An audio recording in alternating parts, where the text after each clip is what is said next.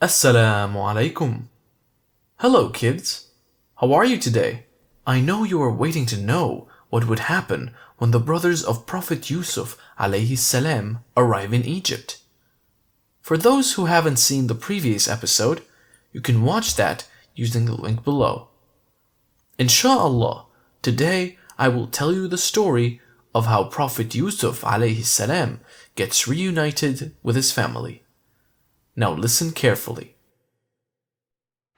The whole of Egypt and neighboring lands were affected by the drought. When the brothers heard that grains were being distributed in Egypt, the brothers of Prophet Yusuf alayhi salam decided to try their luck. They traveled for many days through the desert, and they finally arrived in Egypt. "Look at that," said one brother. "It must be there that they are distributing the grains." In the meantime, Prophet Yusuf alayhi salam was overseeing the distribution of grains. "Thank you, Yusuf," said the king. "It is only because of you that Egypt was saved from the famine." The Prophet told him that he only did what God asked him to do. It was then that he noticed his brothers standing in the queue. He immediately recognized them, and he was so happy. But the brothers didn't recognize the Prophet, even though he was standing right before them. The Prophet then thought about what his brothers did to him. He thought about that scary night he had to spend inside that deep, dark well. He decided to invite them over to his palace. When the brothers arrived, the Prophet treated them respectfully. He asked them questions about their family and homeland. "We are 11 brothers, son of a noble prophet," they said. "We come from Canaan." "But I count only 10 of you here," the Prophet said. "Are you lying to me?" "We are not lying. Our youngest brother is at home, attending to our father's needs." When the Prophet heard of this, his heart longed to meet his younger brother Binyamin. The Prophet asked his men to hand them bags of grains and said, "If what you say is the truth, then bring your youngest brother and I'll double your rations. But if you do not bring him to me, then you better not try entering Egypt again," he warned them. The eldest brother assured him that they will return with their youngest brother after seeking their father's approval. The brothers thanked the Prophet and returned home. "Father, please let Binyamin travel with us. We were denied some supplies because Binyamin wasn't with us. The controller of granaries has promised to give us extra rations if you let him come with us." But Yaqub alayhi salam didn't agree at first. "How will I trust you knowing what you did to Yusuf?" Once again, the brothers promised to take care of their youngest brother. The old prophet had complete trust in God and finally gave them permission to take Binyamin. He asked them to swear an oath in God's name to protect their younger brother. "Allah is witness to your pledge," he reminded them before they left. The brothers thanked their father and left for Egypt, taking Binyamin along with them. Then they went to the palace of Yusuf alayhi salam to get the promised provisions. The Prophet welcomed them happily and prepared a feast for them. During the feast, the Prophet took Binyamin aside and told him, "Binyamin, I am your brother who was lost. Fate has finally brought us together." Binyamin was so happy to meet his brother. He cried tears of joy. "Shh," said the Prophet. "This must remain a secret. You should not tell anyone about this for a few more days." Binyamin agreed, and he embraced his brother. The Prophet then gave the brothers provisions as he had promised, and then he asked one of his men to secretly place a golden cup in Binyamin's bag. The brothers did not suspect anything. They thanked the Prophet for his generosity and set out for their journey. But suddenly, one of the soldiers stopped them. "Stop there, you thieves!" the soldier shouted. The brothers were confused. They didn't know what the soldier was talking about. "I'm sorry," asked one brother. "Have you lost anything?" He asked. "We believe that you have stolen the king's golden cup." "But we don't know anything about it," said another brother. Then another soldier arrived, and he was instructed to ask the brothers the following question. "What punishment would you give for a thief?" he asked them. "As per the law of Yaqub, the one who steals must be taken as a slave." The Prophet did not want to punish them under the laws of Egypt. He wanted to take the opportunity to keep his brother with him. He longed to meet his father too, and that's why he planned this whole incident. "We shall apply your law instead of the Egyptian law. If we find that you were the ones who stole the cup, then the person who stole it would be taken as slave." The brothers agreed, and the soldiers started searching their bags. As the Prophet planned, the golden cup was found amongst Benjamin's bags.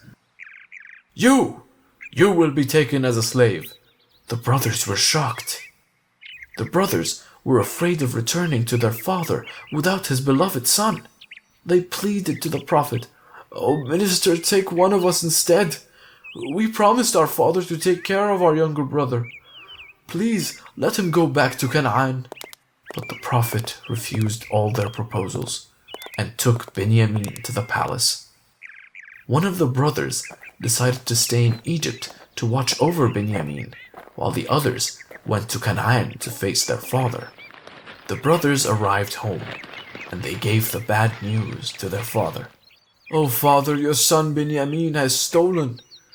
You may ask the people of the town and they will tell you. We are telling the truth." But the old Prophet had heard all this before, and this time he refused to believe them. He turned away from them and went to his room.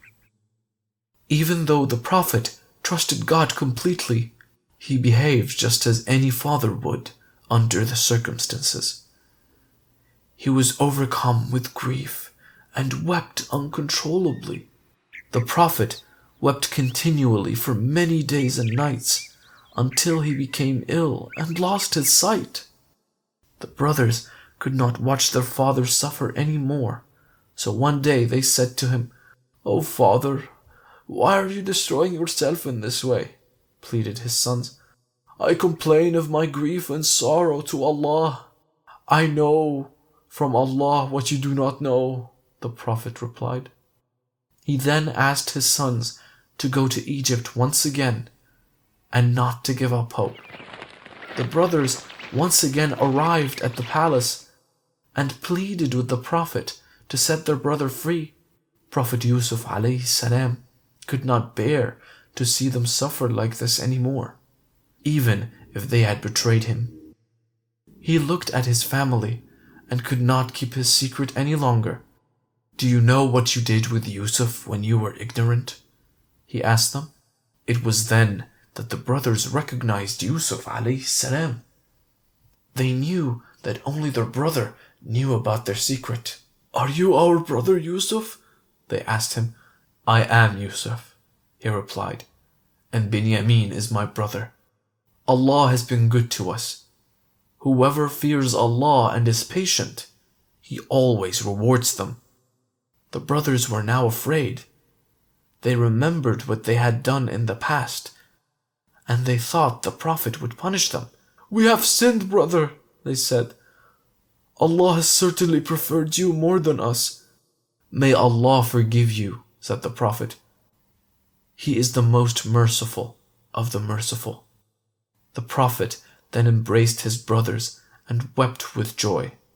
Prophet Yusuf alayhi salam could not leave Egypt as he had many responsibilities, so he asked his brothers to leave without him. He gave them his shirt and said, "Take this shirt of mine and throw it over my father's face. He will recover his sight. Then bring me all of your family." The brothers agreed and left for Canaan. It is said that Prophet Yaqub alayhi salam could smell Yusuf's shirt even before the brothers reached the house. He stood outside his house and said, "I can smell Yusuf in the air." The women in the house thought he had gone mad. The brothers finally arrived, and the old prophet was waiting for them. "I smell Yusuf in the air," said the prophet. "Is it real or am I dreaming?" he asked them. The bearer of the good news walked toward the prophet and placed the shirt of Yusuf alayhi salam over his face. It was a miracle. As soon as the shirt was placed, he got his sight back. The brothers knelt before the prophet and sought his forgiveness. "I will ask the Lord to forgive you. He is all forgiving and all merciful," replied the prophet. Then the whole family left for Egypt to meet Yusuf alayhi salam. The prophet's happiness knew no bounds when he saw his father after such a long time. Then Yusuf alayhi salam placed his father on the throne. It was then that his father and all his brothers prostrated before Yusuf alayhi salam. "This is the dream that I saw when I was young," said Yusuf alayhi salam. "I saw 11 stars, the sun and the moon bowing down to me. My Lord has made it true." The king happily agreed to have all the family of the prophet settle down in Egypt. The great power and responsibility did not distract the prophet from Allah subhanahu wa ta'ala. He remembered and worshipped Allah all the time. The prophet did not want to die the death of a king. He did not like to be gathered around the people of royalty. He wanted to die the death of a slave to Allah and to be gathered around the righteous. Yusuf alayhi salam, at the time of his death, asked his brothers to bury him beside his forefathers. So when he passed away, he was mummified and placed in a coffin until a suitable time to be taken out of Egypt. It is said that he died at the age of 110. Hello kids! Did you like the video? I know you did. Don't forget to watch the next episode to learn more. Please click that subscribe button and that bell icon to keep updated on all our new releases. If you like the video, please share it with your friends as well. Inshallah, I will tell you the story of Prophet Ayyub alayhi salam tomorrow. That's all for today. Goodbye.